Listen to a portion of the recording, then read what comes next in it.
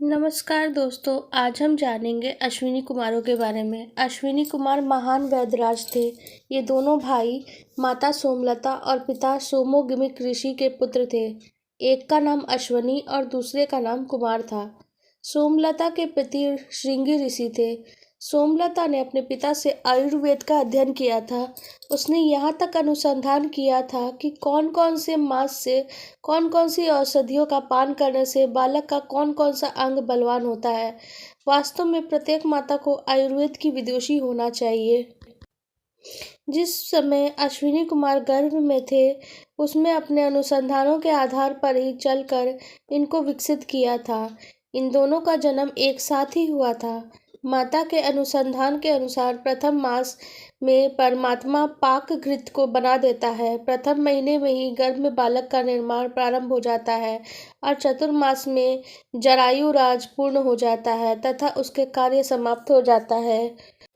इसके आगे नाना प्रकार की औषधियों, नाना कांतियों, किरणों और ओज के द्वारा बालक गर्भ में बलवान होता है। छठे मास में बालक की बुद्धि का निर्माण होता है। उस समय माता ने नाना प्रकार के औषधियों का पान किया। इस प्रकार अश्विनी कुमारों का जन्म हुआ। उन्होंने पठन पाठन का कार्य महाराजा अश्वपति के राज्य में किया था।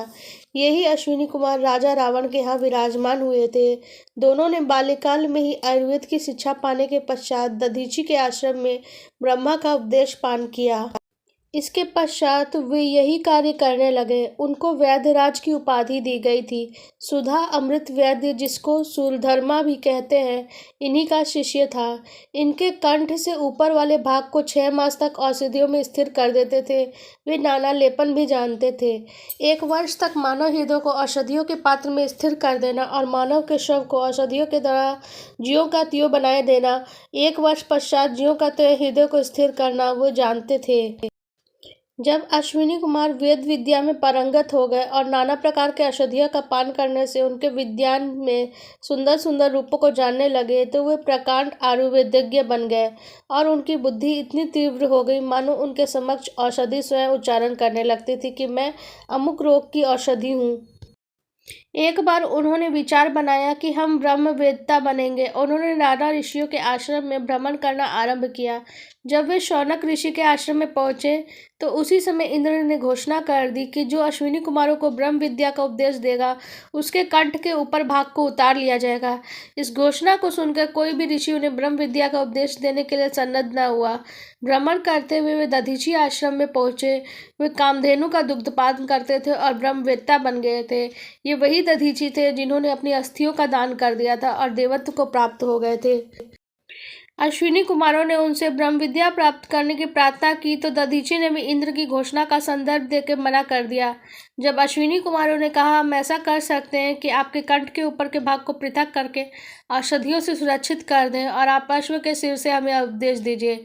ये सुनकर दधीची को आश्चर्य हुआ। अश्विनी कुमारों ने अनेक औषधियाँ एकत्रित की, उनका पात बनाया, उसमें दधीची के सर को सुरक्षित रख दिया और उनके स्थान पर अश्व का सिर रख दिया। दधीची के हृदय से ब्रह्मा का उपदेश होने लगता। यहाँ तक शंका होना स्वाभाविक है कि अश्व के सिर से मानव की वाणी का उच्चारण हो सकता। इसका समाधान यह है, अश्विनी कुमार एक अश्वक नाम के औषधि को जानते थे, जिनका मंथन करके 40 दिन तक पान करने से मानव अश्व की वाणी को श्रवण करने लगता है। इस प्रकार जब अश्विनी कुमारों ने अश्व की शिक्षा से इस विद्या का पान कर लिया तो इस विद्या को इंद्र भी जानता था। जब इंद्र को प्रतीत हुआ कि अश्विनी कुमार दधीची के आश्रम में ब्रह्म विद्या प्राप्त कर रहे हैं, तो उन्होंने दधीची कंठ के ऊपर के भाग को पृथक कर दिया। उसके चले जाने के पश्चात अश्विनी कुमारों ने वास्तविक मस्तिष्क को लेकर उनके कंठ में पुनः आयोजित कर दिया।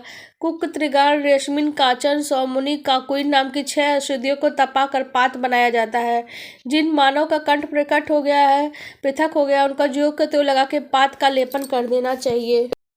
यह लेपन के पश्चात एक ही दिन में सुरक्षित हो जाता है। जब दधीची ज्यों के त्यों बन गए तो ब्रह्मा का उपदेश प्रवाह के साथ होने लगा। इस इंद्र को प्रतीत हुआ कि अश्विनी कुमार ने दधीची का ज्यों का त्यों कर दिया है, तो वह अश्व का सिर था। तो इंद्र को बड़ा पश्चाताप हुआ, क्योंकि वह पुनः उसको नष्ट नहीं कर सकता था। यह अश्विनी कुमारों का आयुर्वेद विद्या का परिचय है। कहानी उन दोनों की है। इसके बारे में, प्रचलित कहानी के बारे में जब हम जानते हैं तो भगवान सूर्य के तेज से डर के उनकी पत्नी संध्या ने प्रतिरूप छाया को उत्पन्न किया। छाया को सूर्य के लोक में छोड़ दिया और स्वयं घोड़ी का रूप धारण कर पृथ्वी लोक में चली आई। जब सूर्यदेव को उस रहस्य का पता चला तो पृथ्वी पर संध्या की तलाश में आ पहुंचे। सूर्यदेव ने देखा एक मैदान में बहुत ही सुंदर घोड़ी टहल रही है। सूर्यदेव उस घोड़ी के रूप में संध्या को पहचान लेते हैं और उसके करीब आते हैं। सूर्यदेव और संध्या का मिलन होता है, जिससे दो पुरुष का जन्म होता है। घोड़ी से उत्पन्न होने के कारण सूर्यदेव ने उसका नाम अश्विनी कुमार रखा था। ये देवताओं के वध हुए। अपनी प्रतिक्रिया इस कहानी पे जरूर व्यक्त करें।